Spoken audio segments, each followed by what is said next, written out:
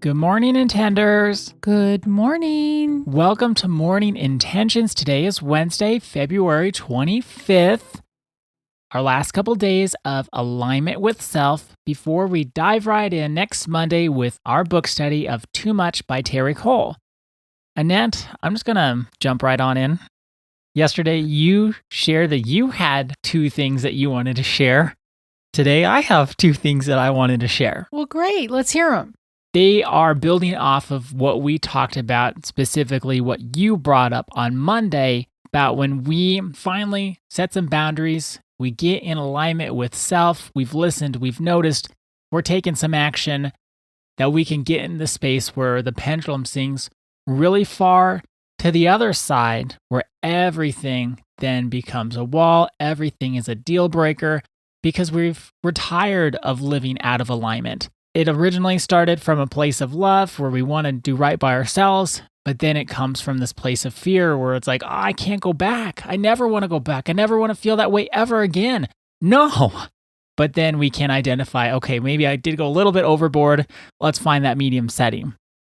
There are two things about that, though, that I want us to keep in mind as we think about where is our pendulum swinging, and is it too far? And then the thing is, it can also not be far enough. We can also have a fear of, I don't want to go too far. If I'm aligning with self and I'm maybe starting to set some boundaries or speaking up and sharing what's really on my heart, we can hold back and say, oh, that might be too far. Kind of like when I said yesterday, after all these decades of having conversations with Don where he goes into details when I'm busy, he started that when I was 18 years old and I'm 64 years old. And I didn't say a thing. So you're talking about things like that where we tell ourselves, well, I'd be being too picky or I'd be this, that, and the other, right? Exactly right. So you have done your personal development work. I've watched you over those years. Not all of them, but a great many of them. And I've seen growth. I've seen personal development. I've seen you change and shift. You've listened, you've noticed, you've aligned. But then there was still that voice inside you saying, well, can I really say that? I don't want to go too far here. And that can stop us in our tracks from speaking up and aligning with self. We can worry we went too far. Then what happens is we don't go far enough. So that's the precaution I want us to keep in mind. No, we don't want to go too far. I totally get that. But we also don't want to let the fear of going too far stop us from going far enough in listening and noticing and then aligning. I wish somebody would have said that to me like 15 years ago, something like that. Because what you're describing is so real. Like, well, I spoke up about this. I probably shouldn't speak up about this too. I already used my truth credits for the day or for the year or maybe for the decade or the relationship. So I said the one thing, but even if there's other things I want to bring up and say, well, that might be too much for today. Yes. Or too much for this year. So then we don't say anything at all, and we could be sitting back and seething and stewing and getting ticked off. Maybe I'm projecting there, but we can maybe be upset. But we can look inside and say, well, there are things I want to say, but I'm scared. I don't want to go too far. Finding that medium setting is more, in my mind, an attitude than a metric that we can hold ourselves to. Because if I'm thinking, okay, well, on one end is where I'm at, the other side is going too far. Okay, if I'm trying to calculate and figure out how far do I have to go until I get to too far, I think, as my mama would always tell me, it's not what you say, it's how you say it. So having this attitude of being in alignment goes back to that. It's not what you say. It's not what you want to do overall. It's how you do it that counts.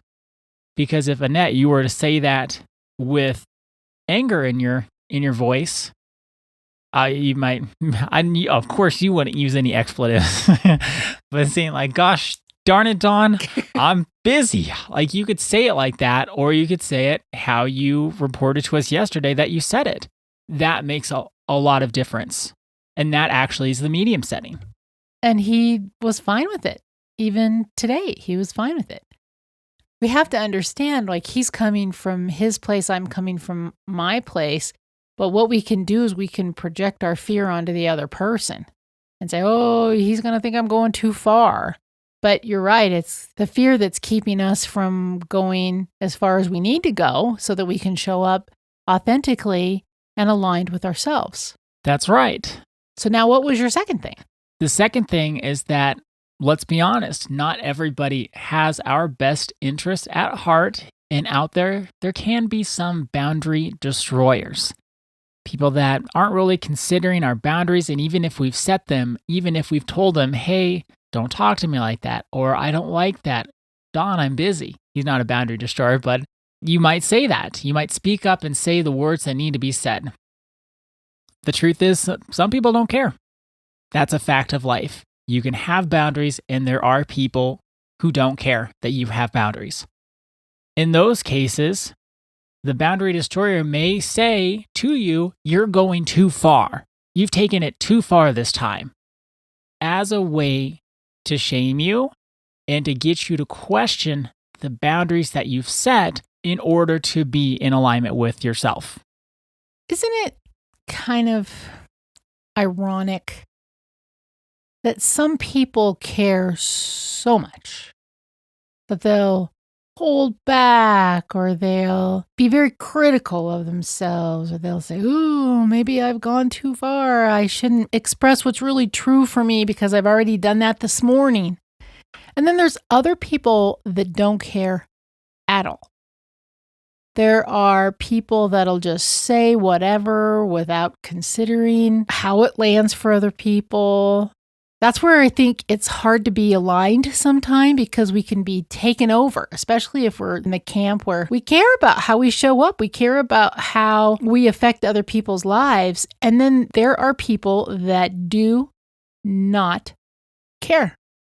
Either they don't care or they're oblivious. I don't know which one, but it's maybe a little bit of both. But it's kind of ironic to me that some of us will just, hem and haw and think about it so much, and I'd love to speak up, but I can't. And then there's other people that they're just saying it all the time.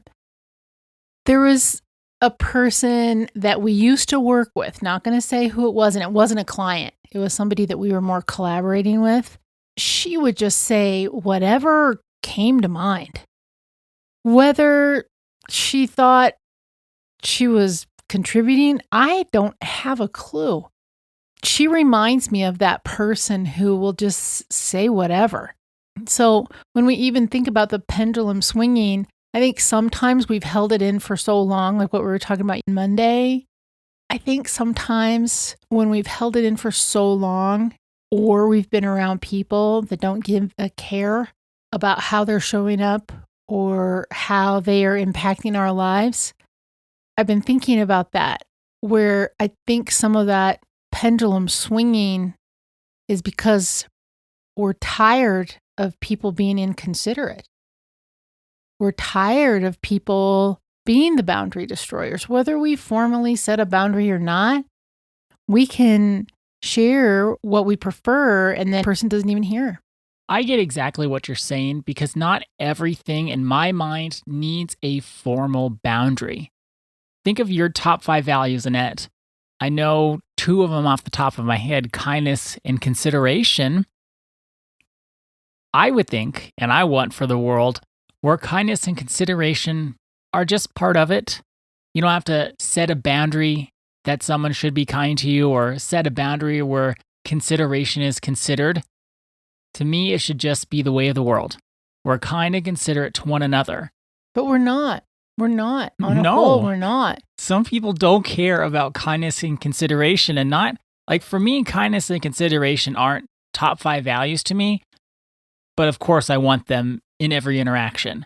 So there are some people where not only are they not top 5 value material, they're not even on the list anywhere. Not top 20 either. It's the boundary destroying. That's why I think next month is going to be really great. So I was just thinking about, well, why do we get into this fear space?